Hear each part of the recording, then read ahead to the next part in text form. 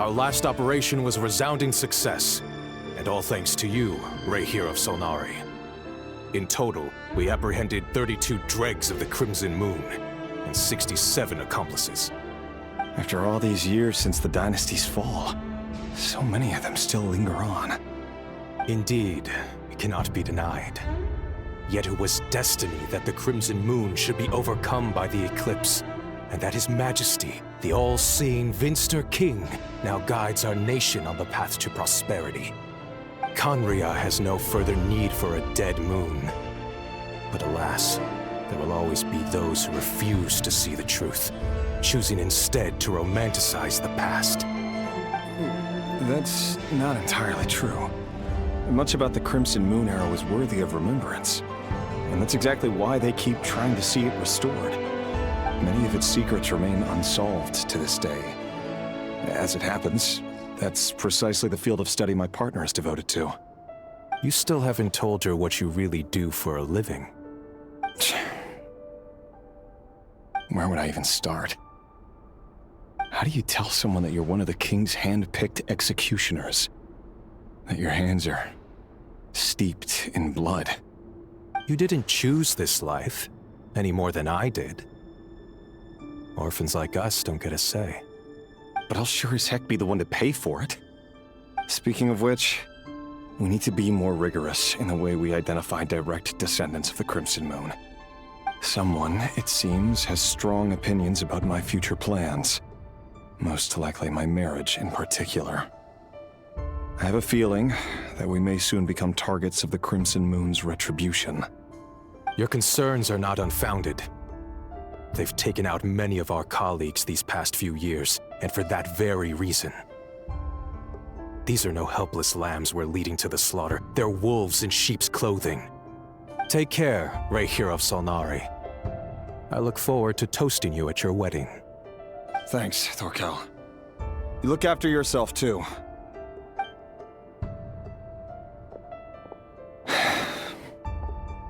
Thelindis, I never wanted to keep this from you. You're the last person I would ever want to lie to. But that's exactly why I can't tell you everything. There are things you shouldn't know. Things you cannot know.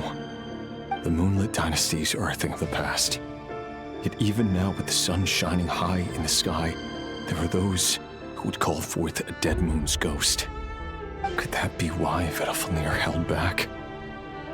Or was it because of some court secret he's not at liberty to share? I have to get a clear answer from him. No matter what happens, I will protect Thelindis. Rerir seems to be very concerned by Vedalfnir's reaction. Vedalfnir and Dainsleif, the Visionary and Twilight Sword. So that's what they were really like. I've investigated this whole area now. There doesn't seem to be any other memories here. Should I try somewhere else? Wait a second. What's this black smoke?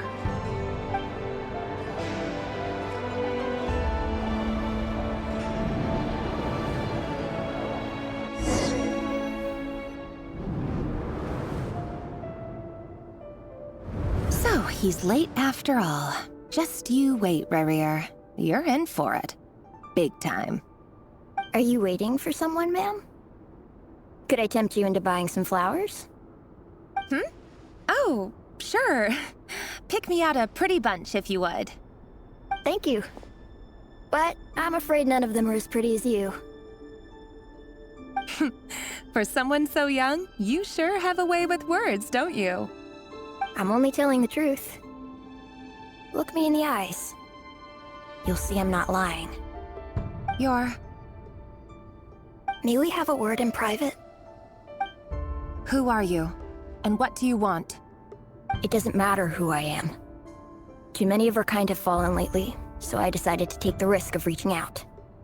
Not long ago, the Ray here of Solnari led an assault on one of our strongholds. We suffered many casualties, and many who came to our aid lost their lives as well. Sorry, I don't know why you're telling me this. And I don't want to get involved. Wait, hear me out. This time we finally got a clear look at his face and learned his true identity. His name is Rarier, and he claims to be one of the King's guards. What did you say? A cruel irony, isn't it? The man you're set to marry leads a double life as a brutal executioner. But surely, you must have caught a whiff of the blood on his hands. Why are you telling me all of this now? Simple. It's because... How strange. Rarier was nowhere to be seen in that memory. It clearly belonged to the Lindis. Rarier couldn't possibly know what happened if he wasn't even there. Why would her memories appear in his fragment? The ceremony won't last much longer. I think it's time to call it a day.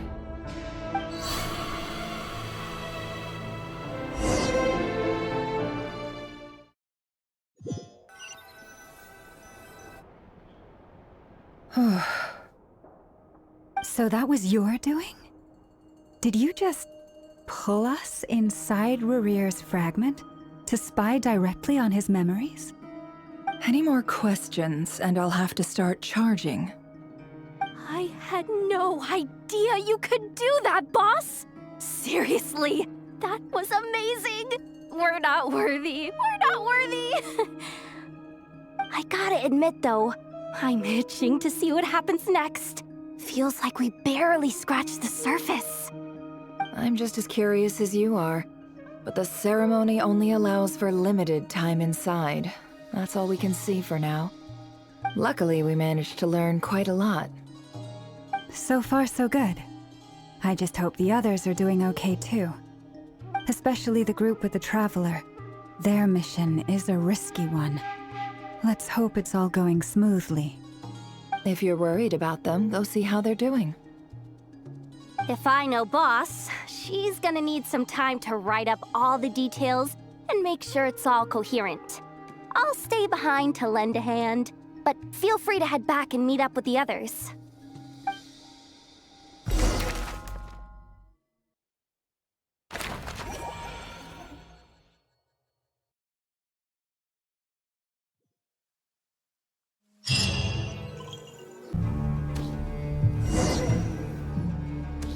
Oh, they've been prowling around for nearly 2 days now. These things just won't quit.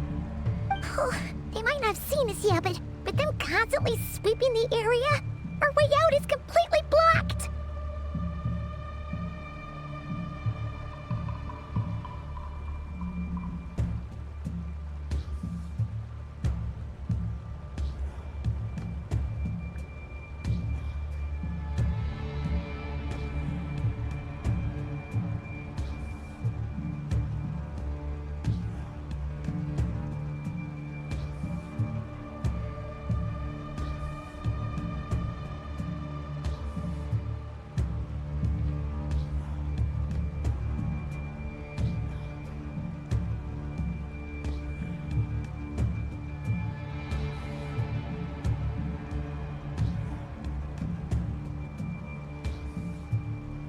Oh, that's never gonna work.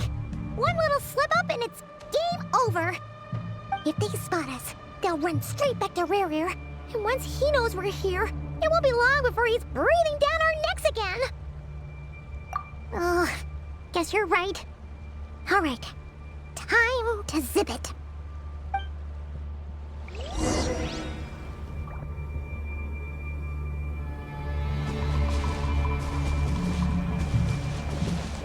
Quick, hide! We almost got spotted! Phew! That was a close call.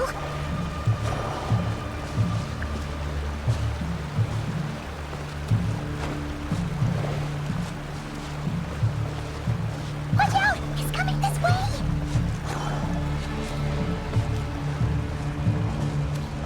Keep going. We're nearly there. This is the final hurdle.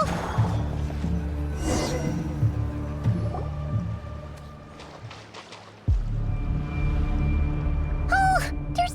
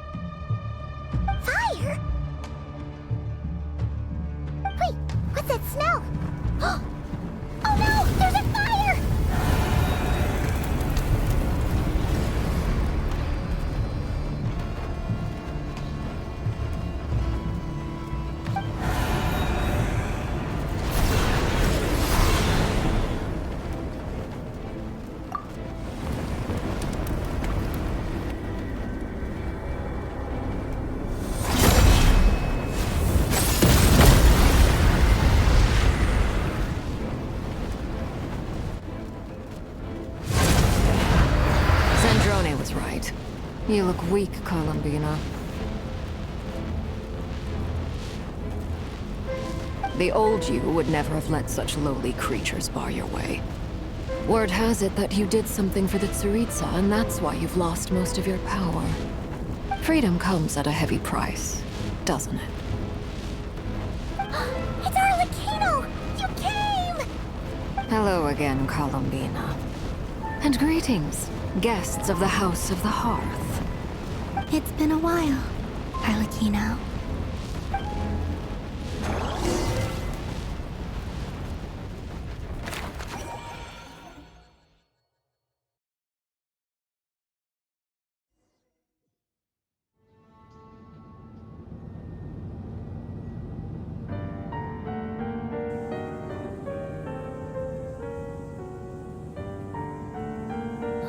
Stupid right here of stupid Solnari. Ugh, whatever. I've got all the data I need. Next time we meet, you're finished. He sure doesn't pull his punches. Excuse me, do you need a hand? You can do me a favor by staying out of my way. Can't you see I'm busy? Wait a minute. I recognize that voice. Hello, Miss Sandrone. Father sent us over to help. How considerate of her. Hey, Fremine, get over here and help me fix this. Lenny, you do your thing. Just keep your sister away from my machines. Nearly every machine that cat girl touches ends up going haywire. Go put her on cleaning duty or something.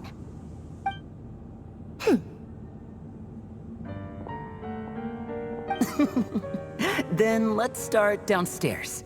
Fremine, we'll leave this place to you. You've got it. Wait a second. Pretty sure there's still some tea in the cupboard. If you want some, you'll have to make it yourselves.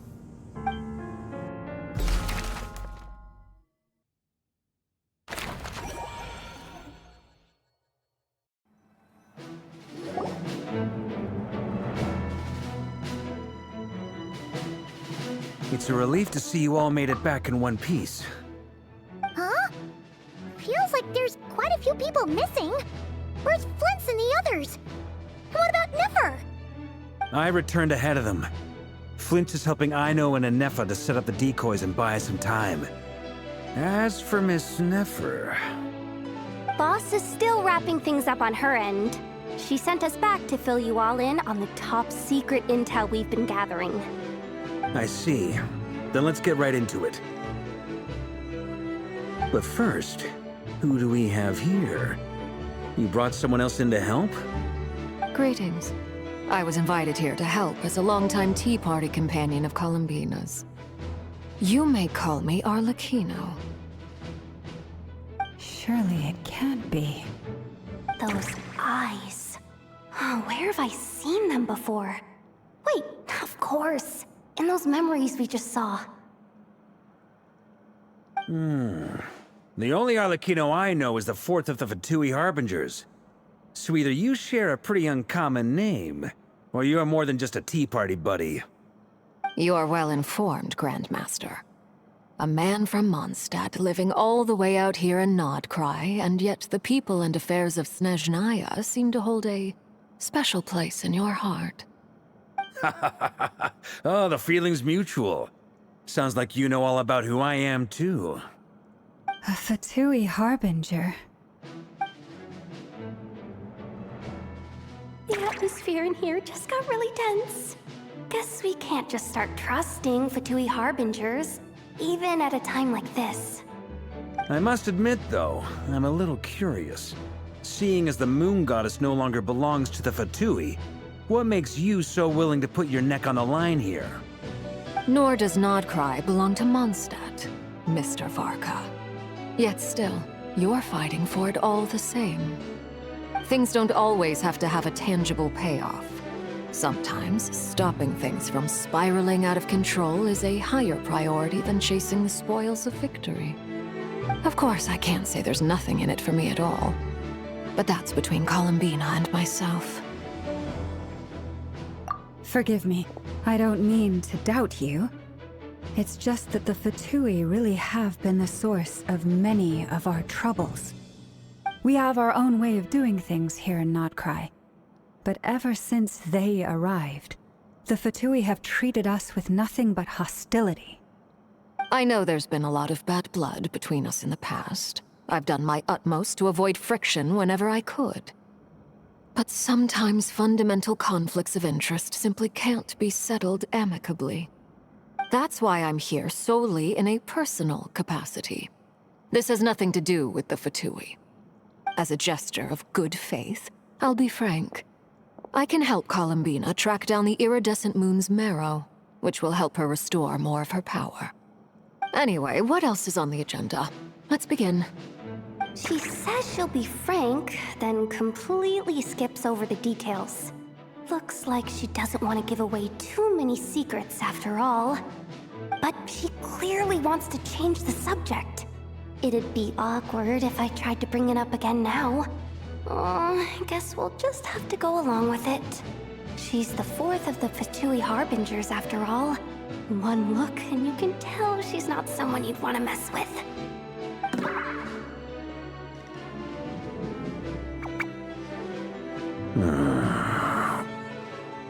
Well, since Miss Arlecchino sounds confident in her ability to handle that, we'll proceed to the next topic. Yehoda, time to share that top-secret intel. All right, listen up, everyone. First, we now know that Rerir was originally a Conrian secret agent whose primary mission was to hunt down and assassinate the so-called Dregs of the Crimson Moon. The Dregs of the Crimson Moon? Mm-hmm. In the memories, there was a lot of talk about the Crimson Moon and Eclipse, and a whole bunch of other stuff from the time of Conria.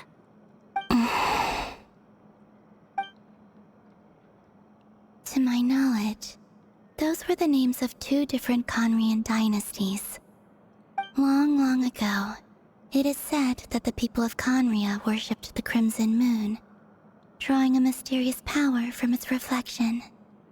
But one day, a coup saw the Crimson Moon eclipsed, hence the name of the new dynasty that replaced it, and how it became the new emblem of Conria. Still, long after the Crimson Moon dynasty had fallen, the last ruler of the Eclipse dynasty, the Vinster King, still coveted the secrets it left behind. So, he sent the Rehir of Solnari to secretly hunt down the Crimson Moon's few remaining followers. In those days, Rerir showed no signs of madness. In fact, he was as normal as any other person. Oh, and he had a fiancé, or at least a would-be fiancé, called Tholindis. What's the matter?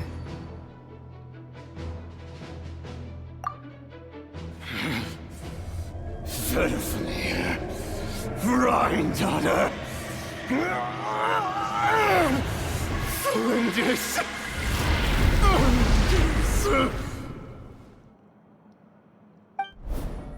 Interesting. Anything else? What about this would-be fiancé of his? Do we know anything about her? Well, she was a researcher at the Universitas Magistrorum, but it felt like she was hiding some kind of secret. Oh, and one more thing. For some reason, Rerir's fragment also contains some of Tholindis' memories, though only a very small portion. Well, no shortage of potential leads, I'll give you that.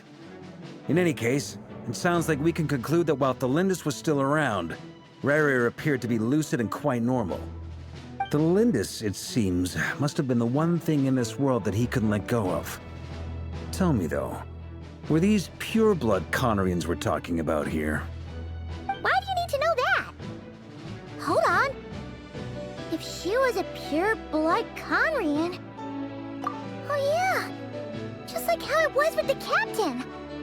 If we could somehow find her, do you think there's any chance Rerir might regain some of his sanity? It's possible, but it would take a miracle. We can't pin all our hopes on that. That merchant who never knows, Dori Sangama Bay. Maybe we could hire her to look into it. All right then. Let's keep working in our separate teams. Traveler, Paimon, Kutar, and Miss Arlecchino will go look for the iridescent moon's marrow. As for the others... On the way over here, I noticed that the Wild Hunt monsters had grown even more frenzied in their search for Kutar. At this rate, the people living here will be in grave danger too. So I'm thinking of gathering together some of our followers to go wipe them out. I'll head back to the curatorium and meet up with the boss. Feels good knowing we've all got something to be getting on with. Given that the Wild Hunt has been a lot more active lately, the Lightkeepers have likely begun their own operations too. If that is the case, someone will need to pass the news on to Flint's.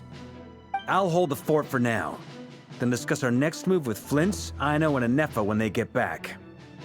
Alright then. Well, the clock's ticking. If that's everything, we'll be on our way.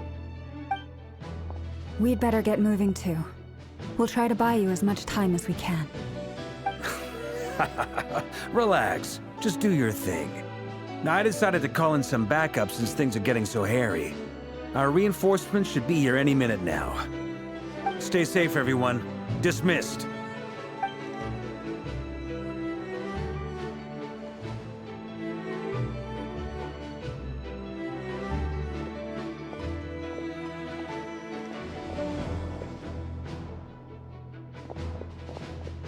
We're back. Did we get here a little early? Or a little late? A tad late. The others have already set off. To summarize, our resident moon goddess has found us a new ally, and Boss Nefer has uncovered some promising info. Everything going smoothly on your end? Not great. I don't know how long we can stall them for. The decoys are getting taken out way faster than we imagined. I'm gonna make some more later, but I need a timeout first. I'm so tired right now. Oh, right! Inefa, could you fill in Uncle Varka on what we just discussed with Flint's? Sure. Uncle Varka, you previously told us about how when you went to investigate a source of the Wild Hunt in Amsvartnir, you discovered that it was just a diversion. But according to Flint's intel, several outbreaks of the Wild Hunt had already occurred in Nodcry in the period leading up to that. That was before Rerir had regained his body, when he was far from regaining his full strength. In other words, in theory at least, he still lacked the means to act in two places at once. Flint's, with everything that's been happening, the Lightkeepers across Nodcry are rallying to fight back against the Wild Hunt. They're gonna need your help. I know, I'm sure you're capable of coming up with something far more effective than decoys. But for now, you should stay here and get some rest. Anefa and I will head back over to Amsvartnir to see if there's anything I missed. I told you Uncle Varka would say that, didn't I? A deal's a deal. Not a word about my snack intake for the next week. Database updated. Reliability of Aino's predictions increased.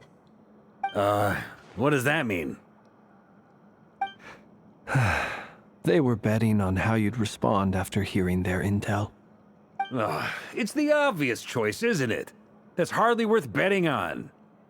We already decided that Anefa should go investigate the situation over at Amsvartnir on her own. You might as well stay here and keep watch. Someone needs to hang back and oversee our strategy meetings. And besides, you still haven't fully recovered from ambushing Rerir. So I've ended up with the easiest assignment. Well, I appreciate it, everyone. See you when you get back.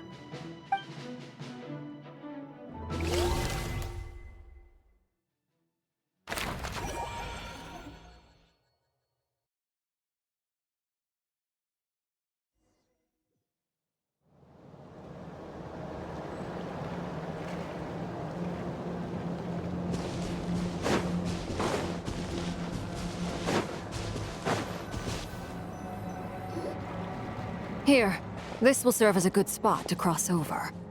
Arlecchino! since you brought us all this way, would you mind telling us what you've got planned? We still haven't got the slightest idea what's going on here. And if even Columbina doesn't know where the iridescent moon's marrow is, how do you? Simple. Because I am an inheritor of the royal bloodline of the Crimson Moon, and one of the last surviving embers of the Two Worlds' flames. Huh? Are you serious? Isn't you're a descendant of that Crimson Moon dynasty we were just talking about? The one from ancient Conria? Your surprise is understandable. I was also taken aback when I first learned of it. But the more I thought about it, the more I realized the signs had been there all along. When I was young, I discovered I could wield a very special kind of fire. It coursed like blood through my veins and smoldered away inside my nerves. What's more, whenever I experienced strong bursts of emotion or drew too deeply on this power, it was like some kind of presence within the fire would begin to gnaw away at me, consuming me from the inside out.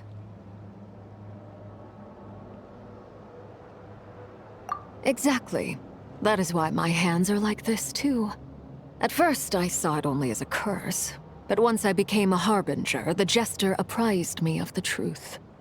Together with my own investigations over the past few years, there are several things that I have gradually come to understand. For instance, take the so-called Crimson Moon. In truth, it is nothing more than the shattered remnants of the iridescent moon, fused with the abyss to prolong its lifespan. Since this blood flame was bestowed upon me by the Crimson Moon, it is a fusion of the iridescent moon's former power and the corruption of the abyss. You all understand the nature of the abyss well enough. I draw upon its power, and in return, it hungers for my soul. This strange blackness is the mark of corruption it has left behind. If I recall correctly, you once told me that if the corruption ever made it to your heart, you'd become a completely different person. Yes, and that's the reason I'm always careful not to push my power too far. It's essentially a never-ending tug-of-war. Whew. Sounds intense. Anyway, the rest of my story can wait. Is there anything else about the Crimson Moon or the Iridescent Moon that you're unclear about? Paimon has a question. So, the Crimson Moon that the Carians used to worship was actually the Iridescent Moon, right? Which was one of the three Moon Sisters. Does that mean that the Carians were to the Crimson Moon as the Frost Moon Scions are to the Frost Moon? So much of that history has been lost. We have no way of knowing exactly what they were like. But I would suspect that the Conrians weren't as devout in their moon worship as it might appear. The iridescent moon's remains simply served as their link to the abyss. Later on, perhaps someone discovered a way to make direct contact with the abyss. Or maybe there was some kind of ideological divide. Either way, a dissenting faction staged a coup and drove out the royal heirs of the Crimson Moon dynasty. Still, even with the dark sun looming high overhead, the Crimson Moon's glow never truly faded.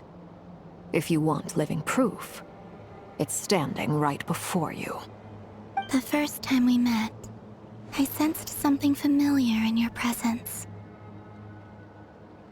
When I looked at you, I felt I could see that mysterious red moon in the corner of my eye. In your flames, I saw its broken image, surrounded by a strange black aura. Well, I appreciate that you kept it to yourself. Much about the Crimson Moon is still a mystery, and I'd prefer not to end up as the object of an insane research project. Anyway, time is against us here, so if there's any other questions, they'll have to wait. I just want to make sure I've got one thing straight. In her letters, Sandrone mentioned that since you are unable to contain the iridescent moon's marrow yourself, you intend to leave it in my custody, correct? That's right. For now, it's the only way I can pay you back for your help. The iridescent moon is already part of who you are. So with its marrow in your possession, you'll be even more powerful than before. Deal. Then let's get started. Get what started? What does this place have to do with the Crimson Moon?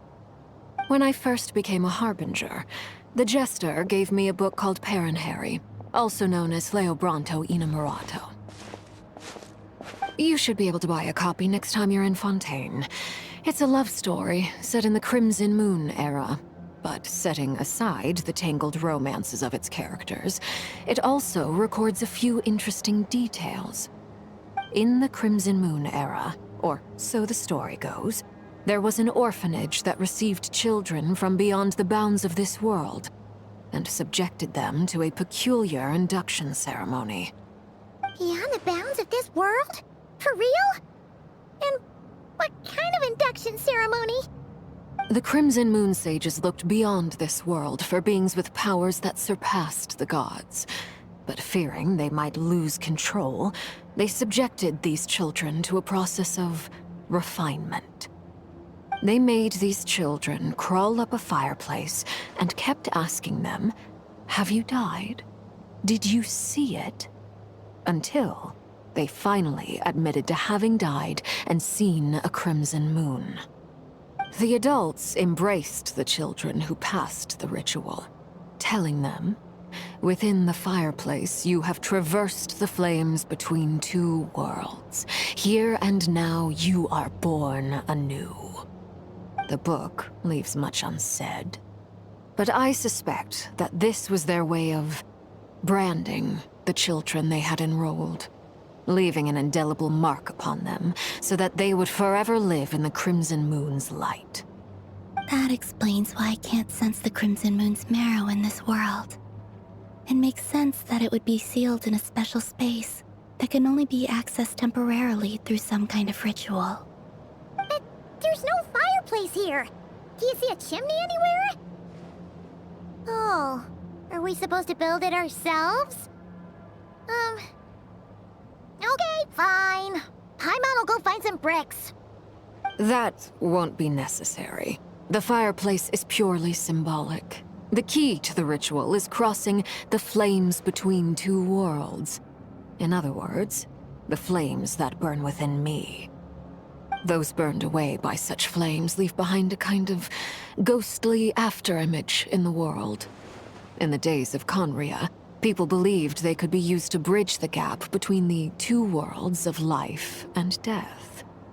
In short, I can open a passage to that space for you. That's the easy part.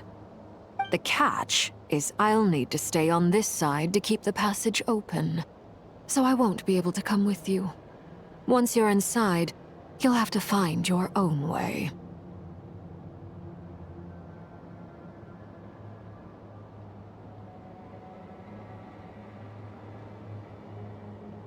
Very well. Then I'll open it up. Traveler, spare me a little more moonlight if you would. I may need it.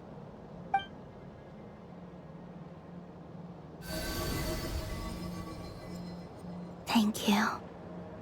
I feel like I've recovered some of my strength now. It should be enough to move us across short distances and confront whatever dangers might await.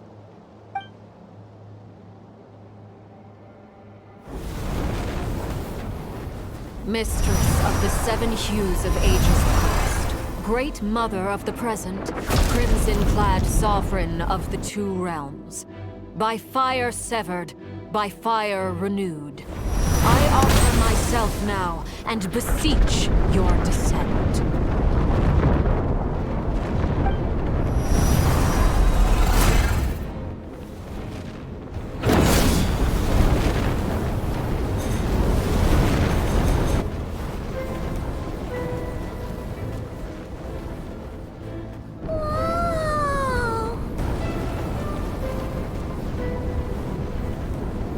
One word of advice.